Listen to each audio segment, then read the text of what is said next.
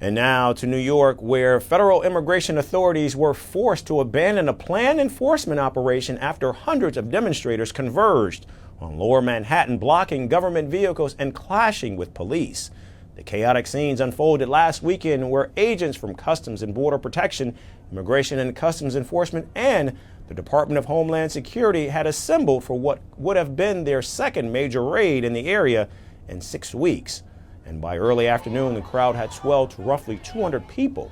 Video footage broadcast by WABC showed officers loading arrested protesters into vans as scuffles broke out between demonstrators and NYPD personnel assisting with crowd control.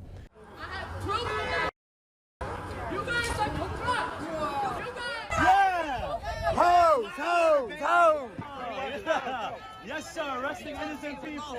Arresting bystanders. Nice. I will pray. I will pray. A Homeland Security spokesperson said individuals dressed in black clothing with backpacks, face masks, and goggles had obstructed officers after social media posts urged activists to converge on the location. Federal officials insisted the violence came from agitators and warned that anyone assaulting law enforcement would be prosecuted. City officials, however, questioned why the NPD Strategic Response Group was involved at all, noting that local law prohibits the department from assisting in federal immigration efforts. ICE threatened the public safety yet again, and this time, their actions created a dangerous situation for both the public and our NYPD officers. That is utterly irresponsible.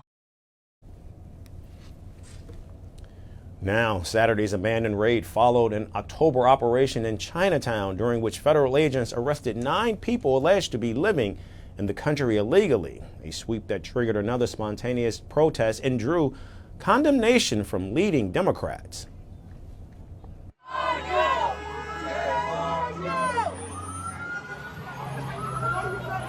Oh shit! Get hit with the guy, yo! It also comes amid President Trump's drive to surge immigration personnel into major cities in pursuit of what the administration hopes will be record deportation numbers. As of mid-November, more than 2/3 of the roughly 53,000 people detained by ICE had no criminal convictions, according to agency data. Mayor-elect Zohran Mamdani, who takes office in January, denounced the weekend's events as cruel and inhumane, saying such raids do nothing for public safety, and pledged to defend the city's more than 3 million immigrants. ICE raids are cruel, inhumane, and do nothing to serve public safety. My responsibility is to be the mayor to each and every person that calls this city their home. That includes millions of immigrants, of which I am one. Federal authorities have signaled that more operations are in fact planned. Meanwhile, protesters vow they will be back. And with both sides continuing to dig in, New York may only be witnessing the beginning chapter of a much larger showdown.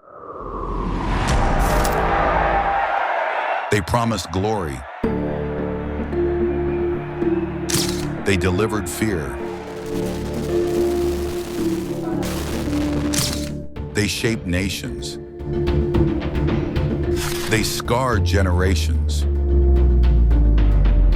From brutal purges to propaganda machines, from stolen power to violent falls from the throne.